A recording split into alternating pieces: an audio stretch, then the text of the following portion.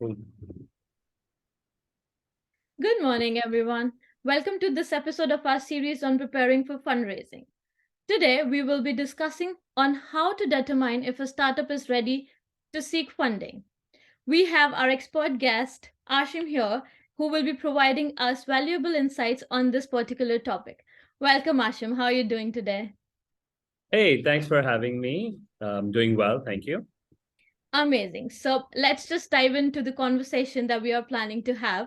Sure. So first question to you would be, for a founder looking to raise funds for their startup, what key factors should they consider to determine if the startup is ready for fundraising? Sure. Thanks, Div, for having me on this. I've been, just to give context to everyone, I've spent more than a decade building and scaling startups. And over the last sort of 3 or 4 years, I've been writing angel checks. And in my journey, I probably now have seen more than 1,000 decks over the last sort of 4 years. And one of the things that I've realized is that, some of the founders probably get to market to raise money very early in their process. So in my opinion, sort of 2 or 3 things that they should keep in mind when they should sort of get out to raise capital is one, that they have been able to validate their business model. A lot of time they're still sort of in very, very early days toying with the idea. So in an ideal world, you want to be able to use some of your friends and family capital, as we call it, to test out the business model to a certain extent to know if there is a real opportunity that you're going after. The second piece that especially angel investors are looking for is to recognize if you have a great team in place. So you should be able to put together a strong team, before you sort of essentially go out to raise capital. Some of it could also be potentially, on the terms of, folks you brought on board with equity as opposed to just pure play compensation in cash, given that you're still bootstrapped or you've just raised family and friends around. And the third thing is that you should be able to have a good plan in place on how you're going to use the capital that you're going to raise. So, when you're going to raise capital, the 3 things, validate your business model, make sure you have a strong team in place, and have a strong and a clear path to how you're going to use the capital. Right. Excellent. Thank you so much for your insights here. I have also seen a lot of pieces published from your end, and I've read a lot around. So whatever information you just gave me, this leads me to my next question, which seems very important for all the founders. So, what are the key components that a successful piece, a pitch should have actually? What are the components? So you must talk about. I mean, I saw you talking about the 8 prospects, the 8 components specifically. Would you Sure. like to throw some light on those ones? Yeah. So I think before I talk about the 8 elements that I believe are sort of super critical in the pitch deck, I think the one piece that I talk about why it's important to have a very crisp pitch deck is because as investors, they're looking at, hundreds of decks every week. And invariably, a lot of these decks just have like 30, 40 slides on sort of what the business is, how they're operating and things like that. But invariably does not necessarily touch upon some of the key components, which is why when I work with some of the early stage founders, I recommend them to create a very crisp, concise, sort of 8 to 10 sliders talking about the core elements, and then have a very detailed appendix that can go deep into each of those elements. To give you a case in point, sometimes the founders who are very product driven would keep talking about the product in many slides. Now, as an investor, if the person is more keen to understand numbers and the market size, they may not want to go through 20 slides of the product. They might want to involve somebody else from the team to look at the product. So you want to make sure that at least you're addressing the critical elements up front, and then you can have a double click on each of the slides to your appendix. But yeah, so just to sort of walk you through what those sort of 7-8 slides, in my opinion, look like. There is, the first slide talks about the problem and sort of the market size, and it's incredibly important for you to be able to highlight, how deeply you understand the problem and how large the market is around the problem that you're trying to solve. A lot of times, we've seen founders who don't necessarily understand the problem very well, and they've sort of started creating this great product without really sort of nailing down the problem statement to its core. So you want to make sure that you highlight that very well, followed by obviously, what's the solution that you're building, right? A lot of cases lately, we've seen that, founders come up and say, we're building this crazy mobile app and we expect customers to do, multiple things. And the first question that we ask is, how often do you expect the customer to engage, right? A mobile app is only going to be successful if there's a very frequent repeat use case, right? If it's a product that you're going to use probably once a month or once a quarter, you don't necessarily require an app. So just sort of defining what the real solution is and how are you sort of addressing that problem is critical. Right, right. So when Um, you always talk about problems, there has to be a solution that needs to be focused. What is your intake on that? Yeah, so like I said, the unique insights need to come out on both of these ends, right? I think some of the most successful founders who build great businesses have demonstrated that one, they have a very deep understanding of the problem, and two, the solution is very well tied into our use, our behaviors that we sort of exhibit and are kind of tied into that, so that you're not going out of the way to sort of adopt that new technology or that new service that is coming to your doorstep. Absolutely, absolutely. So moving forward, this comprises of the initial part of our pitch deck.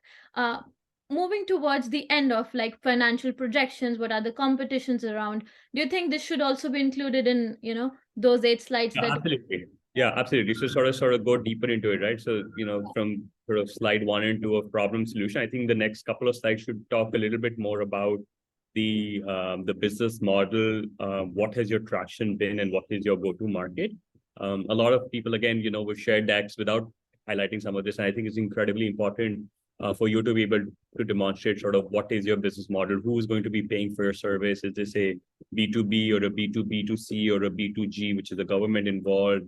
How are you going to monetize some of this? You've probably shown some initial traction. So if not, the large set of clients, at least the first set of paying clients have come in as opposed to just having eyeballs. I think the rules of the game have changed over the last couple of years, and it's important for you to showcase some level of traction and how do you sort of build your go-to market from there on, right? How are you going to access some of these folks?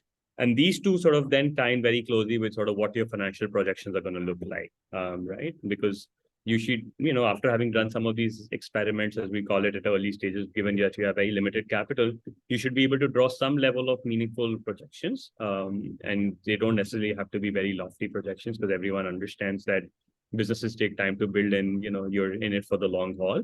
But that also demonstrates maturity level on the end of the founder who's been able to put this together very well. Yeah, I mean, it has to be concise, but still, show the results, what your plans are for future and how you're planning to grow your business like that.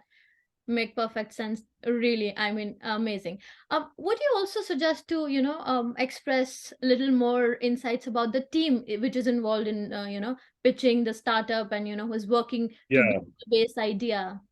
Yeah. So, it sort of goes without saying, as I sort of started the talk, right, that at the early stage, investors are really backing the founders and the team that is sort of behind that. So, in some cases, we've seen this sort of come right on top of the pitch deck. In some cases, they've kind of put it towards the end. But fundamentally, once you've talked about the problem solution and your sort of business model, go to market, you want to definitely talk about the A-star team that you put together and how are you best positioned to solve this problem. Because at any given point of time, there's got to be somebody somewhere else trying to solve a similar problem, right? So how do you sort of showcase that your team is in the best position to execute this? And which is why it's also important for you to highlight competition. I invariably receive a lot of decks where they don't talk about competition, and it's almost unclear to me that even largest brands, and we often sort of laugh about it, right? Like Netflix considers sleep as as one of those challenges, right? Where people who are not going to sleep are going to be watching Netflix during those hours. So they're definitely fighting a very larger sort of ecosystem in kind of the product that they're delivering.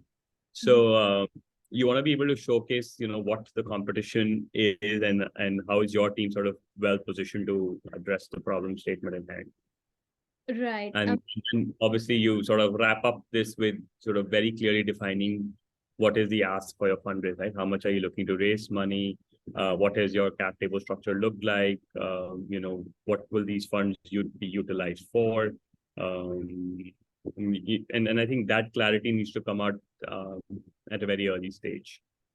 Absolutely. So if we have to, give headers for our audience, it could be initially starting from the problem, market size, moving towards the solution, and then talking about more business model, and then your competitors, and moving forward towards how the financial market and the projections you have, and of course not forgetting competitors and your team, and at the end talking about what is your basically ask, what are you asking for, how much are you talking about, and supporting So your I think these market. are sort of, in my opinion, the most critical sort of elements that need to sort of come out in the first few slides, which is why I said the 8 to 10 slides sort of broadly represent this.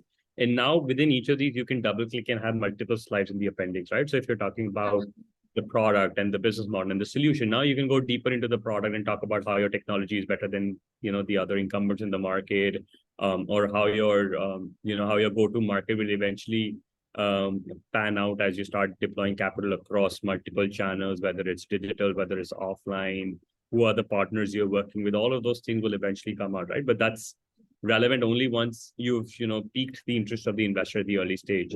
Because as an investor, as you're looking at multiple, techs and founders, you're not going to go through 45 slides to necessarily understand what's going on.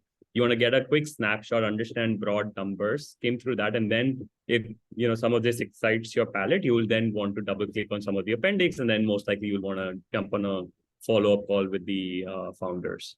Right. First impression has to be like strong, of course, and concise, Absolutely. as you mentioned. Yes, thank Yeah. Thank you, Ashim. Thank you. Really, this was our main focus for today's webinar, to understand how a founder can prepare their pitch deck. So, really, thank you so much for your sharing the valuable insights for the complete process of fundraising, and actually giving us an outline for crafting an effective pitch deck here. So, I am very hopeful that our viewers have gained valuable knowledge to enhance their startup journey, listening from your end. And I would really suggest them to go out and read your articles. They're like really helpful while you're planning your startup, your journey, going ahead of your plans. So yeah, we will be coming with more episodes every week with Ashim. So stay tuned with us for more essential aspects of fundraising and startup success. Of course, you can Right. reach out to Ashim for more questions. You can reach out to us. We're available here. And really, I mean, it was a very effective and nice conversation with you, Ashim. Thank you so much for joining Thanks us. so much. Thanks, Divakshu. Thanks. Thank you. We'll see you soon again. Bye. Bye.